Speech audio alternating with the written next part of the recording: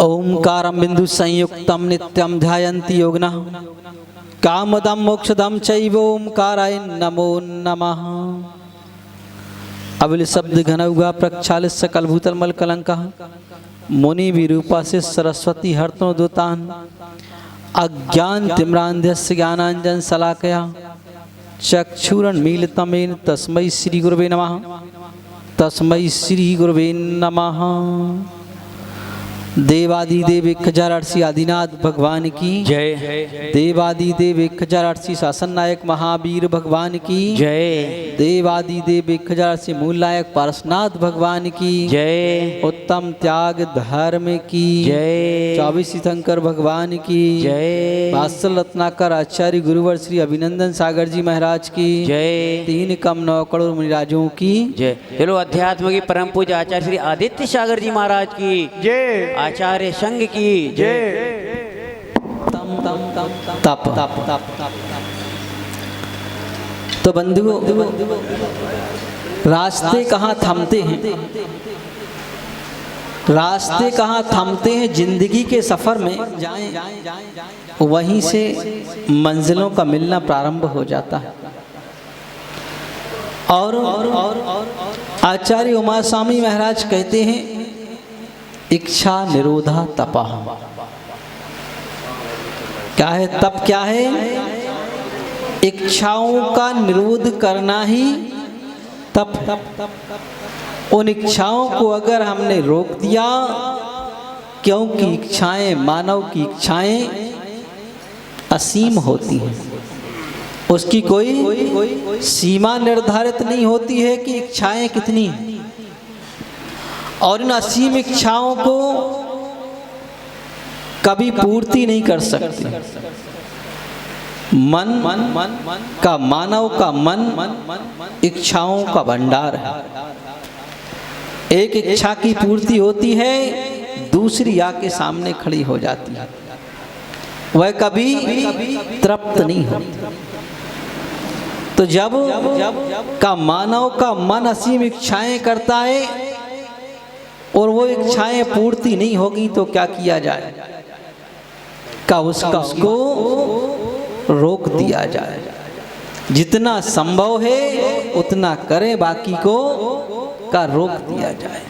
अब ज्यादा संभव नहीं तो फिर का उनको रोक देना ही सबसे बड़ा तप है। और कहा वह तप क्यों किया जाता है? तो कहा कर्म क्षयार्थम तपते ति तपः। कर्मों के क्षय के लिए, कर्मों के नाश के लिए जो तपा जाए उसका नाम तप है। क्योंकि नदी को अपना रास्ता स्वयं बनाना है। सीढ़ियां उनके लिए होती हैं जिन्हें छत पर जाना है, और आसमां पे है नजर जिनकी, उन्हें अपना रास्ता खुद बनाना है। तो ऐसे का वह नदी भी चल रही है, उसे अपना रास्ता खुद बनाना है। दूसरा कोई बना करके देने वाला नहीं है। तो वह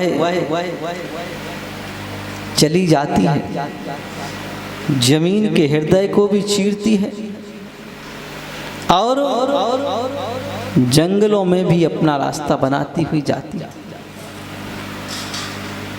सामने पहाड़ आ जाता है, पहाड़ को भी बीच में से फाड़ती हुई और अपना रास्ता बनाती हुई चली जाती है। चलते चलते उसको एक रेगिस्तान मिल जाता है। जब रेगिस्तान मिलता है तो उसका अस्तित्व समाप्त होने को आ जाता है। उसमें वो ताकत नहीं हुआ करती। क्यों? क्योंकि रेगिस्तान सूखा है, पानी सोखता ही चला जा रहा है। जब रेगिस्तान से वह लड़ती हुई आगे बढ़ती है लेकिन उसका अस्तित्व कम होता चला जाता है, उसकी ताकत कम होती चली जाती है, तो उसको भी चिंता हो जाती है कि कहीं ऐसा तो ना हो कि मैं जिस लक्ष्य को लेकर के चल रही हूं वहां मिलन ही ना हो पाए। किससे? सागर से मिलन ही ना हो पाए। तो वह भी चिंतित हो जाती है और ऊपर से देखती है कि धूप भी बढ़ती चली जा रही है, ग्रीष्मकाल भी आता जा रहा है, तो उसकी भी तपन और नीचे से भी शोषण। अब क्या करे, क्या ना करे? उसने सोचा कि कुछ उपाय किया जाए, और उपाय करने के लिए तो ज्यादा अच्छा है किससे? जो विरोध में खड़ा है उससे ही उपाय पूछा जाए तो ज्यादा आसान होगा। कौन अस्तित्व नष्ट कर रहा है? एक तो रेगिस्तान कर रहा है और दूसरा ऊपर से सूरज कर रहा है। तो कहा किससे पूछूं? बोले इन्हीं से पूछ लेते। उनसे पूछा, भाई हमारा भविष्य बता दो। भविष्य की सबको चिंता रहती है, सबको चिंता रहती है। कोई हाथ दिखाता है तो कोई कुंडली बताता है ना? किस भविष्य की चिंता रहती है? भविष्य की चिंता रहती है कि हमारे पास धन होगा कि नहीं होगा, हाँ आगे क्या होगा। सबसे बड़ी चिंता धन की रहती है। फिर कहते हैं हमारा परिवार अच्छा बसेगा कि नहीं बसेगा। इस बात की चिंता सबको रहती है। इस बात की चिंता नहीं रहती है कि हमारे हाथ में देखो तो कहीं तप करने की रेखा है कि नहीं, दीक्षा लेने की रेखा है कि नहीं। इसको कोई विद्वान से नहीं जाके पूछता है। पूछता क्या? कोई कुंडली दिखाता कि भाई है कि नहीं, और हो तो चिंतित हो जाते, बोली ये क्या लफड़ा आ गया बेचारा, है ना। तो का उसने भी अपनी हस्त रेखा उस रेगिस्तान को दिखाई। किसने? उस नदी ने अपनी हस्त रेखा रेगिस्तान को दिखाई। बोले भाई देख करके तो बताओ हमारे भाग्य में हमें सागर से मिलना लिखा है कि नहीं लिखा। तो रेगिस्तान ने कहा मिल तो जाओगी, कोई बड़ी बात नहीं है, लेकिन थोड़ा कुछ सहन करना पड़ेगा। बोले क्या सहन करना पड़ेगा? बोले ऊपर देखो आसमां पर। बोले कुछ चमक रहा ना? बोले हाँ। बोले बस इसकी तपन सहन करो और जाकर के आकाश में उड़ जाओ। बोले भाई तुम ये तो उल्टा रास्ता बता रहे हो। बोले हम तो पानी में जमीन पर रेंग कर चलने वाले हैं, आकाश में कहाँ पहुंच सकते? पहुंच सकते क्या? बोले नहीं, हम तो जमीन पर चल रहे हैं रेंगते हुए। रेंग कर कौन चलता है? दो इंद्रिय जीव जमीन पर रेंग कर चलता है, उसके पैर नहीं होते। तो कहा हम इस जमीन से घिसट कर चलने वाले हैं और तुमने कहा आकाश में उड़ जाओ। का ये कैसे संभव है? और जब तीव्र तपन हो जाए तब बिन मौसम के भी छोटी सी बदली बन जाती है। किससे बनती है? उसी तपन से बन जाती है। तो रेगिस्तान ने कहा देखो उस तपते हुए सूरज के बाजू में कुछ दिखाई दे रहा है। बोले हाँ। क्या दिखाई दे रहा है? बोले एक छोटी सी बदली। बोले आखिर वह बदली है कौन? कौन है वह बदली? वह बादल कौन है? पानी ही है। बोले वह भी तुम्हारी ही जाति के हैं, कोई दूसरे नहीं है। कौन? वह बादल भी किसकी जाति के हैं? पानी की ही जाति के हैं। एक इंद्री जाति के हैं। बोले तुम्हारी ही जाति के हैं, तुम्हारे ही कुटुंब हैं, तुम्हारे ही वंशज हैं, और तुम कहते हो कि हम वहां नहीं पहुंच सकते, हम तो जमीन पर रेंग करके चलने वाले। और कहा तुम यहां से उठकर वहां पहुंच जाओ, बस इससे ज्यादा फास्ट मार्ग और कोई हो नहीं सकता है। आज पहुंचोगे, शाम को सागर से मिलन हो जाएगा, वहां जाके बरस जाओ, दूसरी कोई आवश्यकता नहीं। उन्होंने कहा ठीक बात।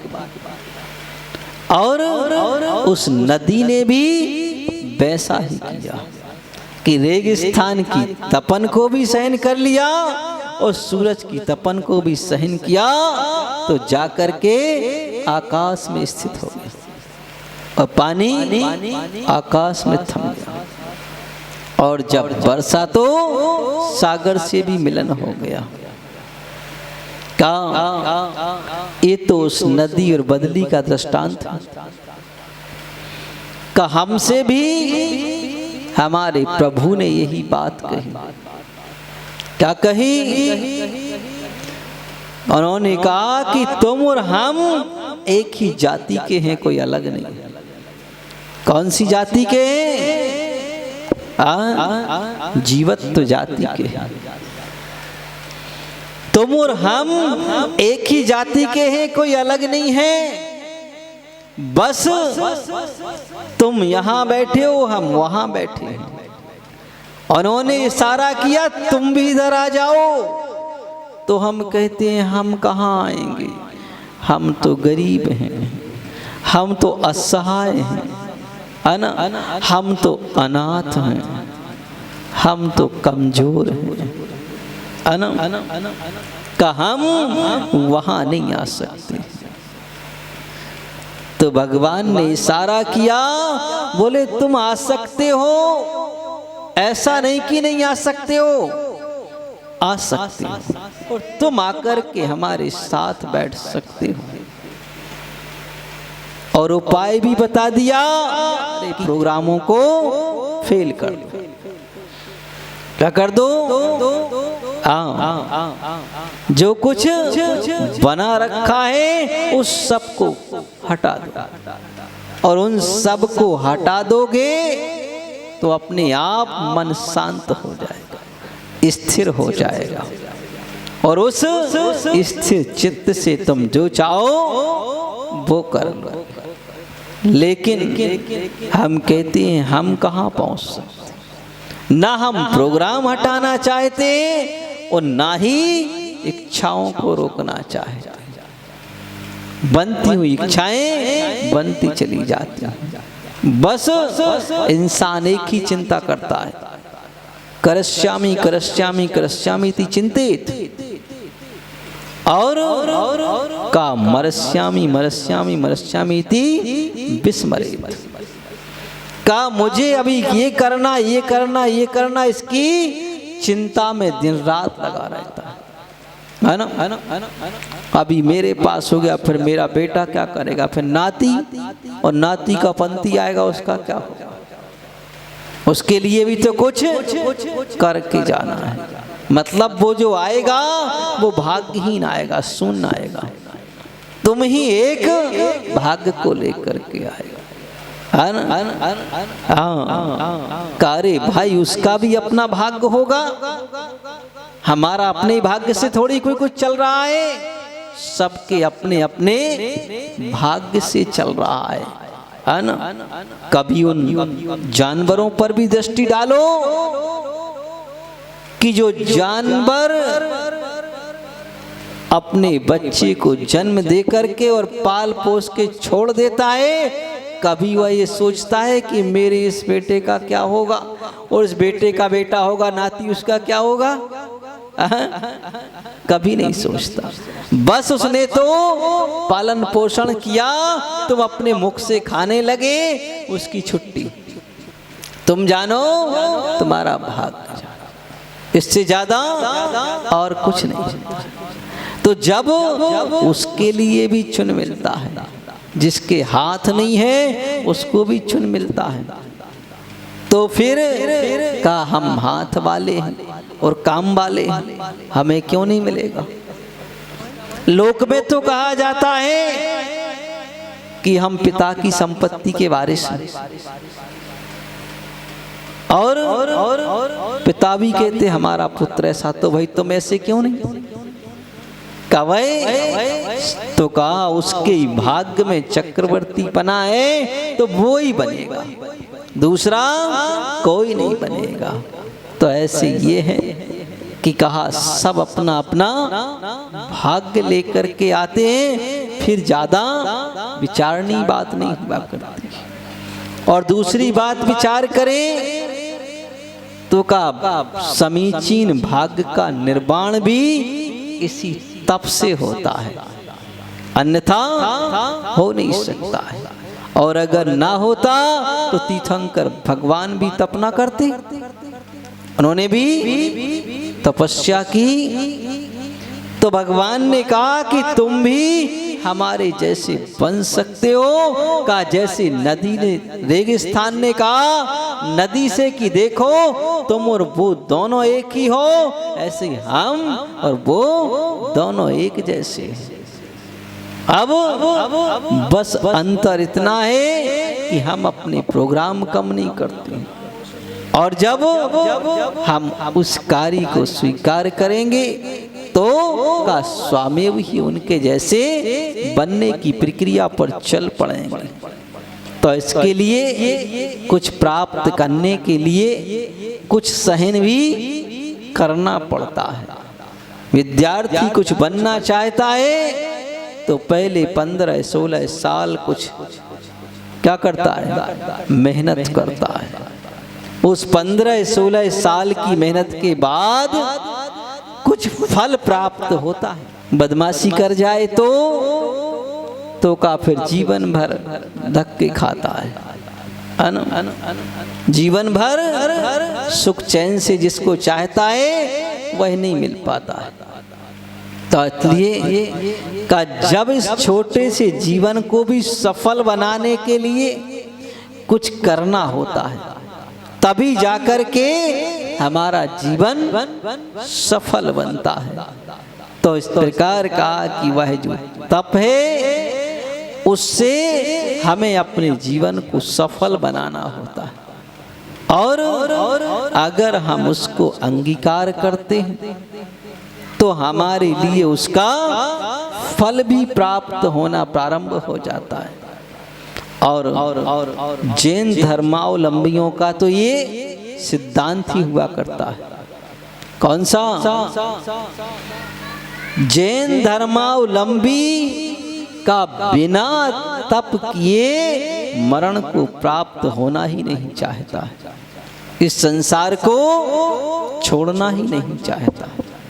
भले ही वह चंद्र समय के लिए भी क्यों ना हो, लेकिन होगा जरूर।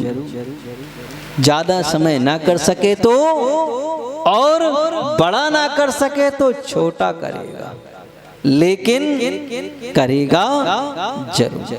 और जो करता है का वो ही सच्चे अर्थों में जैन है। उसका लक्ष्य भी वो ही होता है कि मुझे तो इसके साथ ही कार्य करना है।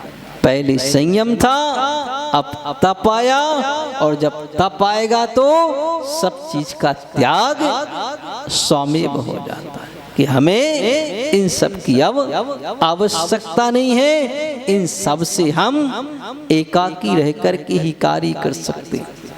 तो इस तरह का उस तप के लिए एकत्व का चिंतन किया जाता है कि जब हम उस एकत्व का चिंतन करते हैं तो स्वमेव ही तप की भावना जागृत होती है। कहा है कि आप अकेला अवतरे मरे अकेला, यूं कहूँ इस जीव का साथी सगा ना को। कई जीव अकेला उत्पन्न हुआ है, अकेला ही जाएगा। तो इस तरह का उसका वजह चिंतन स्वमेव आता है कि मुझे ये करना है। और किस तरह से करना है तो वो भी उपाय बता दिया गया कि इस तरह से करना है, और हम अपनी इच्छाओं के प्रोग्राम को कम करते जाएं, तभी जाकर के वह कार्य स्वमेव होगा। और जब तक इच्छाओं को हम बढ़ाते चले जाएंगे तब तक वह प्रोग्राम प्रारंभ भी नहीं हो सकता है। तो कहा कि इस तरह हम अपने जीवन पर थोड़ा थोड़ा नियंत्रण करते चलें और इनका भी थोड़ा थोड़ा अभ्यास करते चलें, तो ही कार्य हुआ करता है। और जब तक मन नियंत्रित नहीं होगा तब संभव नहीं हो सकता है। एक बार एक राजा ने विद्वानों की सभा बुलाई और उनको एक छोटा सा काम दिया। बोले आपको ये काम करना है। क्या करना है? बोले एक बकरा पकड़ा दिया, बोले इसका पेट भरना है। क्या करना है? पेट भरना। कहा भर देंगे, ये तो छोटा सा काम है, हम विद्वान हैं, इस छोटे से काम की क्या बात। और अगर इसका पेट भर गया तो बोले मन चाहा तुम्हें पुरस्कार दे देंगे, जो तुम चाहोगे वो तुम्हें दे देंगे। विद्वानों ने सोचा कि इस राजा की बुद्धि खराब हो गई। एक बकरे का पेट भरने के लिए मनचाहा पुरस्कार, जो तुम मांगो वो मिल जाए। बोले अच्छा अवसर आया है, अपने पुण्य का योग है। तब तो इसके ऐसे भाव बने और स्वाभाविक बात है, इसको निमित्त नैमित्तिक संबंध कहते कि जब एक के लिए दूसरे को देख करके कुछ विचार आ जाए, इसका नाम निमित्त नैमित्तिक संबंध होता है। तो सेठ के छत पर 7 झंडे लगे थे, तो उसने देखा कि 7 झंडे लगे हैं, क्या बात है, हमारे राज्य महल पर नहीं लगे। तो अपने मंत्री से पूछा, ये सेठ ने 7 झंडे क्यों लगवा रखे? बोले सरकार, इसके पास ऐसा है कि जितने करोड़ दीनार हो जाते हैं उतने झंडे लगा लेता है। तो बोले इसके पास 7 करोड़ दीनार है, इसलिए इसने 7 झंडे लगा दिए। तो राजा ने कहा इतना सारा धन इसके पास क्यों होना चाहिए, ये तो राजकोष में होना चाहिए। और राजा चला गया और मंत्री को आदेश दिया कि इसका सारा धन राजकोष में ले आना। शाम को सेठ जब घर पहुंचा तो अपनी सेठानी से कहता है मेरे चने खाने के भाव हो रहे हैं। सेठानी ने कहा तुम्हारे यहाँ मेवा मिष्ठान भरा पड़ा है और तुम्हारे चने खाने के भाव हो रहे हैं। जब अपने यहाँ कोई कमी तो है नहीं, एक से एक मेवा मिष्ठान रखा हुआ है, ये खाओ। बोले नहीं, मेरे तो चने खाने के भाव हो रहे हैं। तो सेठानी ने कहा कि अब तुम्हारे दिन बदलने वाले हैं, देर लगने वाली नहीं है, अब तुम चने के भाव पर आने वाले हो। ऐसे तुम्हारे भाव बन रहे हैं तो अब तुम चने की स्थिति पे आने वाले हो। और उस जमाने में चने की कोई कीमत नहीं होती थी, कहते थे चने इंसान नहीं खाते, घोड़े खाते, है ना। क्यों हुए भाव? क्योंकि राजा ने कहा कि इनका सब धन ले आओ। तो सेठ बड़ा धर्मात्मा था, उसने कहा मेरे चने खाने के भाव आए हैं, मतलब मैं चने के भाव जैसा होने वाला हूं। बोले हाँ, अब इसमें कोई संदेह नहीं, क्योंकि कर्म के आगे किसी का जोर नहीं चलता। सेठ ने कहा मैं अपने कर्म को बदल देता हूं, है ना, क्या कहा? मैं अपने कर्म को बदल देता हूं, देर नहीं लगी। और उसने एक सेवक को बुलाया, बोले जाओ सारे नगर में ढिंढोरा पीट दो कि कल सुबह सेठ मनवांछित धन बांटेगा, है ना। और उसने अपने दीनारों का ढेर लगाया और सुबह प्रातः होने से पहले ही बांटना शुरू कर दिया, ले जाओ भर भर के जितना चाहिए। जब तक राजा के आदमी आए, बोले कहाँ है तेरे 7 करोड़ दीनार और कहाँ है तेरे झंडे? बोले सब झंडे उतार दो। तो सेठ ने कहा वो तो मैंने सारे बांट दिए। किसको बांट दिए? बोले सारी प्रजा। तेरा तुझको अर्पण क्या लागे मेरा? बोले तुमसे ही कमाया था, तुमको ही दे दिया। पूछा क्यों बांट दिए? तो बोले मेरे चने खाने के भाव बने, तो मेरी सेठानी ने कहा कि अब तुम्हारे चने जैसे। बोले हम तो वही तुमको चने के भाव करने के लिए आए थे कि तुम्हारा सब धन लेने के लिए आए थे और तुमने पहले ही बांट दिया। अच्छा किया। सारे कर्मचारी वापस चले गए। बोले क्यों लेकर के नहीं आए? बोले सेठ तो बड़ा चतुर है, धर्मात्मा है। बोले उसको धन से कोई प्रयोजन नहीं था, वो तो पुण्य के योग से आया था तो ठीक था। बोले क्या किया? बोले सारी प्रजा को बांट दिया। राजा ने कहा अरे इतना धर्मात्मा, हमारी व्यवस्था क्या है? फिर मंत्री आया, बोले अब तुमने जब सब बांट दिया तुम्हारी व्यवस्था क्या है? बोले चने खाएंगे चने खाएंगे। राजा ने कहा ऐसा धर्मात्मा सेठ हमारे राज्य में दुखी नहीं हो सकता है। बोले जाओ राज्य खजाने से करोड़ों की संपदा निकालो, उसको दिया, उसको फिर सेठ बना दो। कहा जब व्यक्ति को भाग्य पलटने की, पुरुषार्थ करने की सामर्थ्य भी अपने ही हाथ में है। अगर राजा ले जाता तो जीवन भर चने ही खाने पड़ते, और अपने हाथ से दे दिया तो का सारी इच्छाओं को समाप्त करके का ले जाओ जिसको जितना चाहिए। तो भाग्य पुनः बदल गया और का वापिस आ गया। तो का इस तरह भाग्य को बदलने की सामर्थ्य भी अपने ही हाथ में हुआ करती है। तो अपनी बात चल रही थी कि विद्वानों से कहा कि बकरे का पेट भर दो, मन चाहा इनाम मिलेगा। विद्वानों ने सोचा राजा की बुद्धि मारी गई है, अब तो ये मन चाहा देने के लिए तैयार हो गया। एक विद्वान ले गए और कहा कि इसको खिलाने में जो खर्च हो वो भी तुम्हें अपना नहीं करना है। वैसे विद्वान आदमी कंजूस होता है ना? पंडित आदमी हमेशा कंजूस मिलेगा। क्यों मिलेगा? क्योंकि उसने लेना ही लेना सीखा है, कभी देना नहीं सीखा है। जहाँ जाता है वहीं कहता तिलक लगाओ लिफाफा दो, कम वजनदार हो तो कहता है ये थोड़ा सा कम है ना, और थोड़ा इसमें वजन डालो। ये विद्वानों की हालत ही होती है। तो उसने कहा भाई अगर तुम्हें अपना भी खर्च नहीं करना है, जो खिलाओगे वो भी राजकोष से ले लेना। और ने कहा अब तो कहना ही क्या, अब तो आनंद आ गया। आनंद।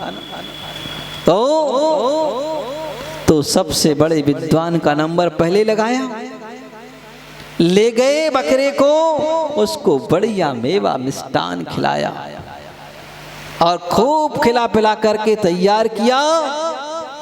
और दूसरे दिन राजसभा में ले आए, बोले देखो साहब इसका पेट भर दिया, और साथ में ही खिलाने के लिए लेते आए एक कटोरे में भर के, और आखिरी तक उसको खिलाते रहे। जब परीक्षा का वक्त आया, बकरे को मंच पर खड़ा किया कि देखो इसका पेट भरा कि नहीं भरा। तो राजा ने बगीचे से अच्छी पत्ती बुलवाई। कौन सी पत्ती? बकरे को और ऊंट को नीम की पत्ती ज्यादा पसंद होती है, तो बढ़िया से नीम की पत्ती बुलाई और बकरे के सामने कर दी। तो ताजी ताजी पत्ती देख करके उसने भी मुंह मार दिया एक। बोले आप तो कह रहे थे इसका पेट भर गया, ये कहाँ भर, ये तो खाने की इच्छा कर रहा है। खाने को देखो दिखाई तो उसने फट से मुंह मार दिया। दूसरे विद्वान कहते हैं पंडित हैं, कंजूस हैं, है ना, हमें दो हम ले जाते हैं। और कहते हैं हमें दो हम खिला के लाएंगे, इनने कुछ कंजूसी की होगी। दूसरे ले गया, उनने भी बहुत खिलाया पिलाया, और वो भी ले आए, उनको भी बताया, तो देखा कि उसने भी वही परीक्षा की राजा ने, उसने फिर मुँह मार दिया, बोले ये भी नहीं भर पाए। तीसरे को दिया, उन्होंने भी प्रश्न, राजा थक गया। राजा ने कहा मुझे लगता है कि मेरी ये सभा विद्वानों से खाली है। एक पंडित जी उठे, उन्होंने कहा राजन अभी तुम ऐसा नहीं कह सकते। बोले जब तक एक भी विद्वान बाकी रह जाए तब तक ये नहीं कह सकते हो कि विद्वानों से सभा खाली है। वो बड़े सामान्य थे, पहुंचे हुए नहीं थे, है ना। जैसे राजा जनक ने कहा था ना कि मुझे लगता है कि ये धनुष किसी से नहीं टूट रहा, ये पृथ्वी वीरों से खाली है। तो लक्ष्मण चमक पड़े, बोले जनक जी संभल के बोलना, तुम्हारा धनुष तो क्या, तुम्हारी ये मिथिला नगरी उठा के फेंक दूंगा, समझ, है ना। अभी हमारे भाई ने परीक्षा कहाँ दी है जो तुम कहते हो कि क्षत्रियों से खाली है। हाँ, तो ऐसे का जब विद्वान बोले कि अभी भले ही हम सामान्य हैं, कोई नाम नहीं है मेरा, कोई जानता नहीं है, लेकिन अब जब सब परीक्षा देंगे तभी तो आप कह सकते हो। और ने कहा कल मैं इसका पेट भर दूंगा। राजा ने कहा अच्छी बात है, ले जाओ और भर दो, मैं तो वही देखना चाहता हूं। और दूसरे दिन ले गए अपने घर, और विद्वान बाजार गए और एक अच्छा वाला चामकोड़ा खरीद के लाए जो घोड़े को मारता है ना, और वही वाली पत्ती लेकर के आए। कौन? जो राजा खिलाता था उस बकरे को, और बकरे के सामने रखी तो वो तो इंतजार ही कर रहा था कि बड़े पुण्य का योग चल रहा है, मेवा मिष्ठान खाने को मिल रहा है। और जैसे ही सामने रखी तो वह कूदने लगा कि लाओ जल्दी। तो विद्वान ने सामने पत्ती रखी, जैसे उसने मुंह मारा और उसने 3-4 चामकोड़े खींच के लगाए, है ना। बकरे ने सोचा आज क्या बात है, सिक्का पलट गया, आज तो मेवा मिष्ठान मिलने की जगह ये स्वागत हो रहा है। बात क्या है? उसने फिर पत्ती दिखाई और फिर जैसे ही झपटा तो 10-12 लगाए खींच के। तो वो समझ गया कि कुछ राज इसी पत्ती में है, कहीं और नहीं है। इसको जैसे ही दिखाता है और मैं आगे बढ़ा और ये मारता है। उसने 3-4 बार फिर दिखाई और जैसे ही बढ़ा तो फिर 2-4 हंटर जमाए और मार मार करके शिक्षा दे दी, इसको नहीं खाना, है ना। शिक्षा दे दी कि इसको नहीं खाना, इसको खाओगे तो यही पड़ेंगे। और दिन भर हंटरों से पीटा उसको, पत्ती दिखाई फिर पीटा, ट्रेनिंग पूरी कर दी, है ना। बिल्कुल पक्का एमडी बना दिया, है ना। तो का जब बिल्कुल बन गया, तैयार हो गया, वो समझ गया कि यही कारण है, क्योंकि बकरा भी समझदार होता है, पंचेंद्रिय जीव है, संगी है। समझ गया कि इसको नहीं खाना है और दिन भर भूखे बांधे रहा। और दूसरा दिन हुआ, सुबह से फिर थोड़ी ट्रेनिंग दे दी, रिहर्सल दे दी। जैसे नाटक करते ना तो आखिरी तक रिहर्सल कर लेते, कहीं ऐसा ना हो कि मंच पे गड़बड़ हो जाए मामला, है ना। तो ऐसे ही रिहर्सल और करा दी सुबह सुबह, क्योंकि उसको मंच पे खड़ा होना है। और जैसे ही मंच पर पहुंचे और खड़ा करने के पहले एक हंटर जमा दिया, ध्यान रखना बोले, है ना, और हंटर भी दिखा दिया। और राजा से कहा मैंने इसका पेट भर दिया। सारे सभासद देख करके हंसने लगे, बोले बेचारे से चलते नहीं बन रहा, मार मार के उसका हलवा बना दिया और कहता है पेट भर दिया। राजा से कहा इसकी परीक्षा जैसे करना हो वैसे कर लो, अगर इसका पेट ना भरा हो तो जब कहना, है ना। खड़ा किया, राजा ने भी वही अच्छी वाली पत्ती बुलवाई और जैसे उसके सामने की, और उसने पत्ती ना देख करके पहले उसको देखा बगल से और उसने हंटर दिखा दिया, बोले इसको ध्यान रखना, है ना। तो उसने मुंह मोड़ लिया, बोले नहीं मुझे नहीं खाना, है ना। फिर उसके मुंह के आगे की उसने फिर धीरे से दिखा दिया, बोले ये देख रहे हो। तो बकरे ने बिल्कुल कहा नहीं मुझे खाना ही नहीं है, मेरा तो पेट भरा है ना, मैं तो मस्त है ना। तो राजा ने कहा शाबाश, तुम ही एक विद्वान हो जो तुमने भर के दिखा दिया, बाकी तो सब ये लोभी लालची विद्वान थे, मनचाहा धन ले गए लेकिन किसी ने पेट भर के नहीं दिखा पाया। तो ये बकरा है कौन? का ये बकरा हमारा मन रूपी बकरा है ना। और ये बकरे का कभी पेट नहीं भरता, मन कभी शांत नहीं होता है। अब इसको कैसे शांत करें, कौन सा हंटर मारे? का उसने तो हंटर मारा, तो कहा इसको इच्छा निरोध रूपी हंटर से हम बस में करेंगे और ये बस में हो जाएगा। और जब ये बस में हो जाएगा तो कहा ये आत्मा शुद्ध हो जाएगी, फिर इसमें शुद्ध होने में देर नहीं लगेगी। क्योंकि तो उस तरह का जब हम इस तप को अंगीकार करते हैं तो मन को नियंत्रित करने के लिए ये पहले करना पड़ता है, जब जाकर कि ये प्रारंभिक भूमिका तैयार होगी, अन्यथा होने वाली नहीं।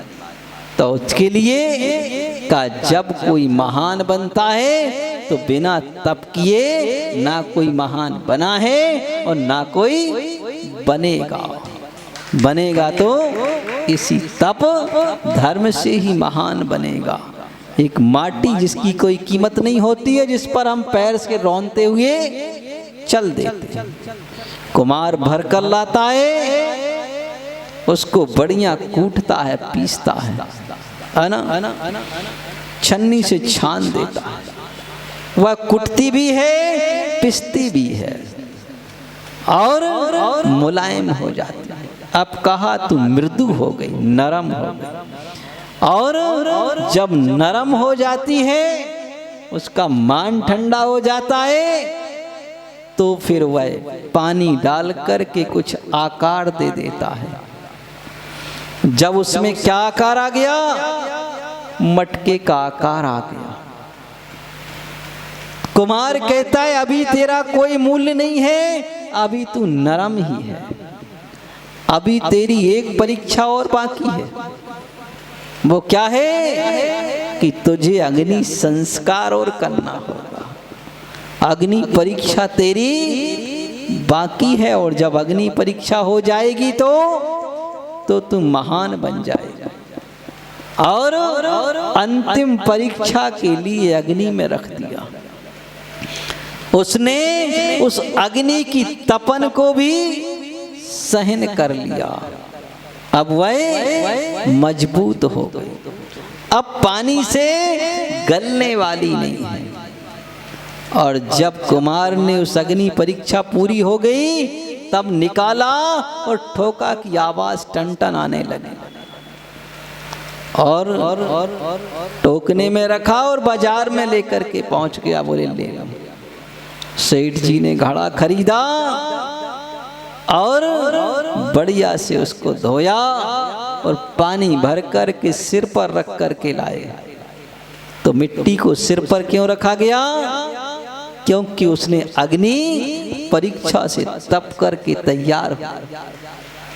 जब वह जाकर के इतनी महान हुई कि हर कोई उसे हाथों पर उठाने लगा। कहाँ? हाथों पर। पहले उसी मिट्टी को पैर से रौंदते थे, लेकिन अब हाथों पर उठा करके रख रहे। क्यों रख रहे? क्योंकि ये अब हमारे काम की चीज है। और वह इतनी महान तब बनी जब उसने उस परीक्षा को दे दिया।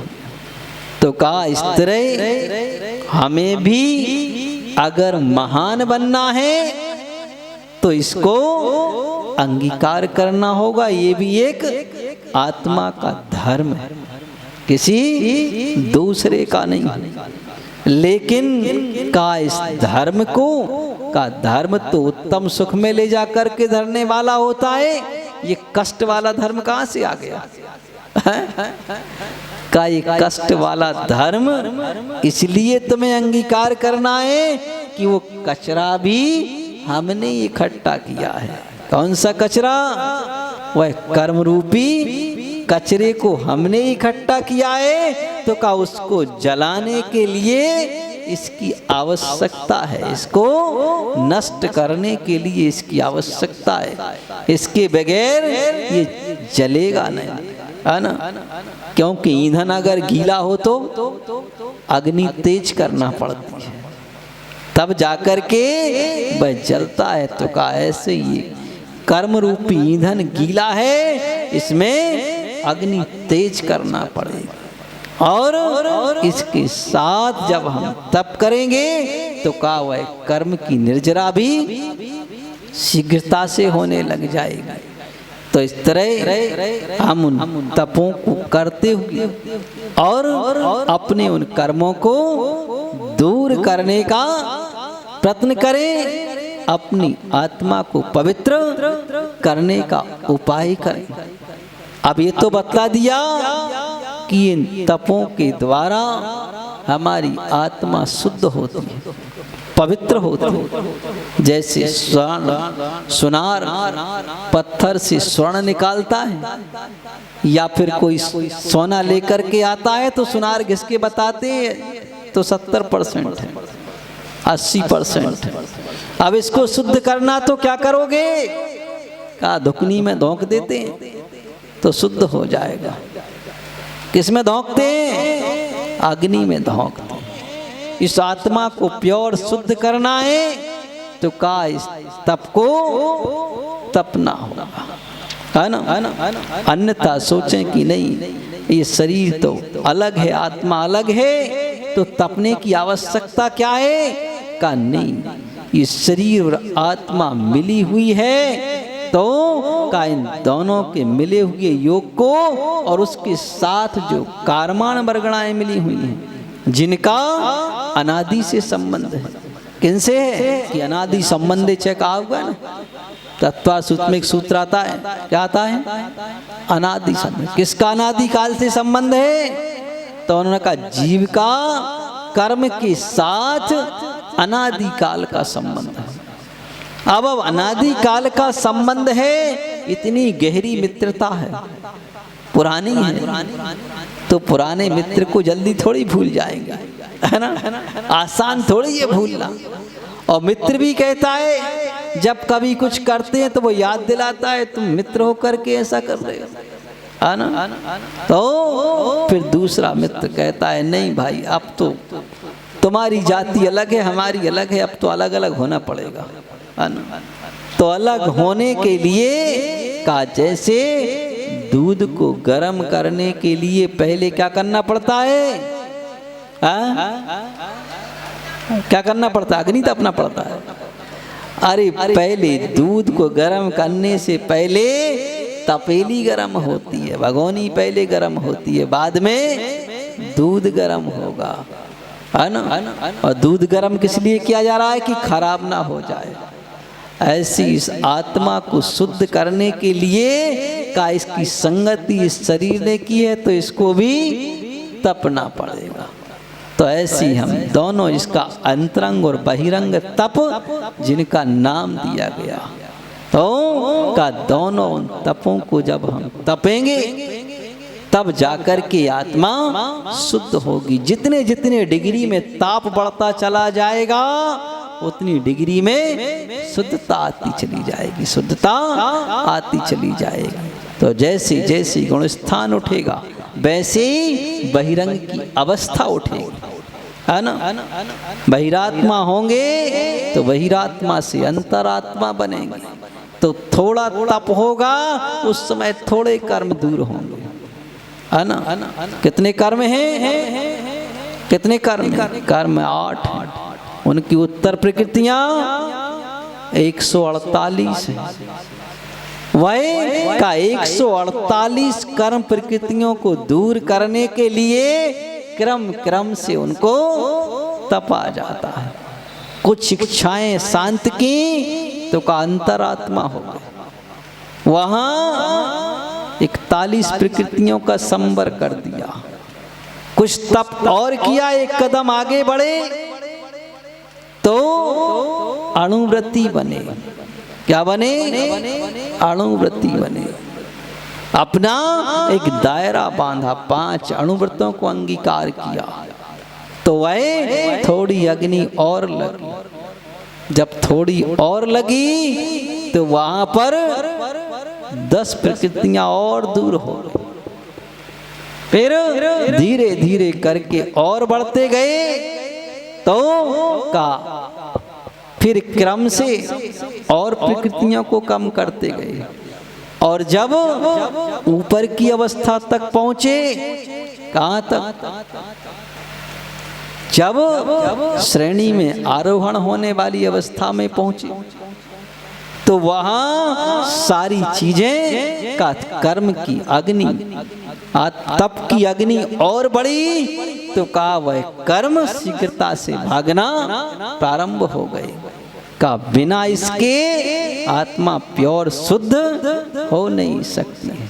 तो इसलिए हम अपना लक्ष्य बना करके चलें और उस तप की बात को सुन करके आनंदित हों कि हमारे ये आत्मा को शुद्ध करने का उपाय बतलाया जा रहा है। क्या बतलाया जा रहा? उपाय और भावना ये भाएं कि वो समय कब आए जब मैं भी इस तरह से कार्य कर सकूं। अभी जितनी सामर्थ्य है उतना करूं, जितनी सामर्थ्य नहीं है तो आगे की भावना रखूं। जम सकई तम की रही, जमने सकई तमचे सत्य का जितनी शक्ति उतना करो और जितना नहीं कर सकते उतने पर श्रद्धा रखो, विश्वास रखो और ये विश्वास रखो कि करना यही है, इसी से परिवर्तन आएगा। तो इस तरह अपने में परिवर्तन लाने का प्रयत्न करें। तो यही है, सामर्थ्य हो तो करना चाहिए, है ना। हाँ, ऐसा नहीं शक्ति को छिपा के भी नहीं और शक्ति का उल्लंघन करके भी नहीं कि महीने में एक दिन किसी के आगे हाथ फैलाना पड़े।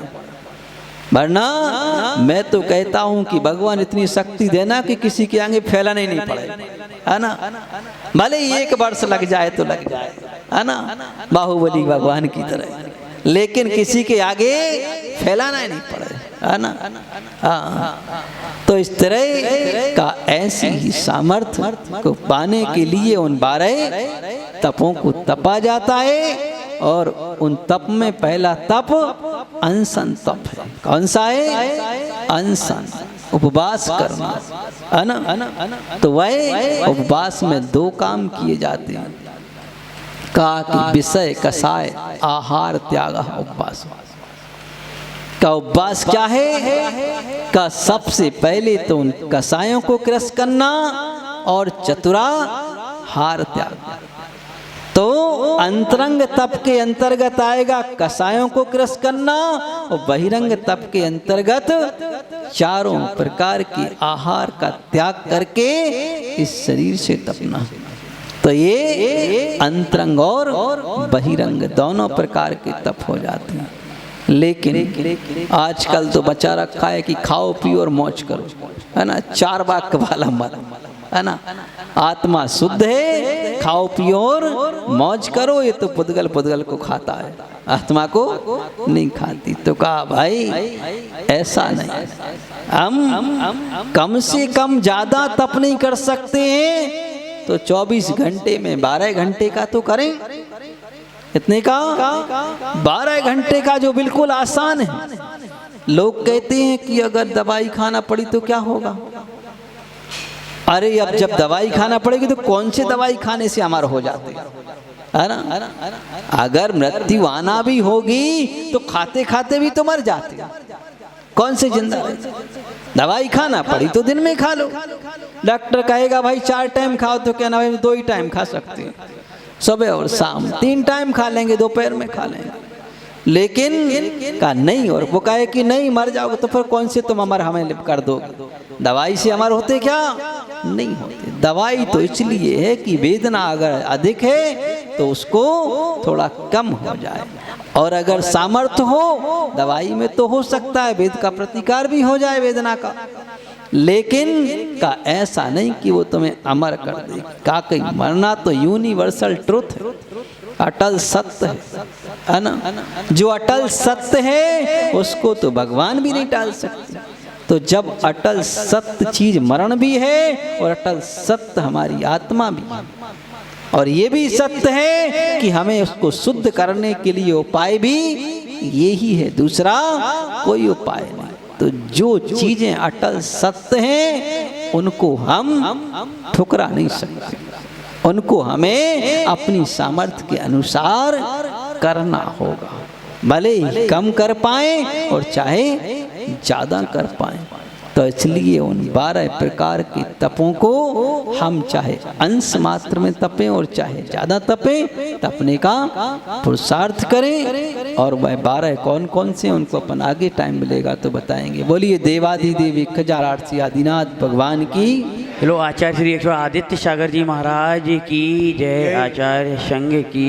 चंद्रमा से उजल ज्योति प्रगटा दे माँ, ऐसी जीनो वाणी का प्रभाव सरदान तू ही देव। चलो द्वादशी संघ जिनवाणी माता की जय। नोवार्ड मुखार मंत्र।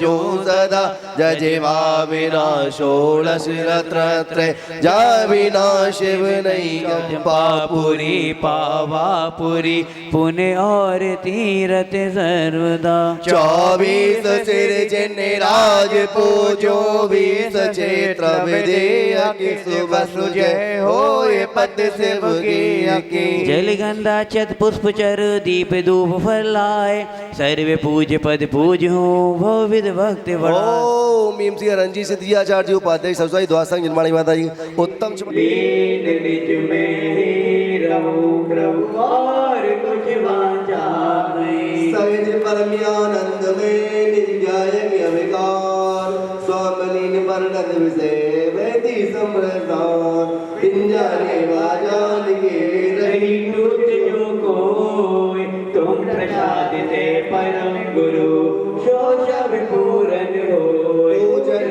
क्रियाहीन जिन देव, क्षमा करो राखो मुझे, देव शरण की सेव। चरण लिंग आएंगे मैं पूजो अतिचाप, आवागमन करो प्रभु सदा निज मांगे। विराग स्वामी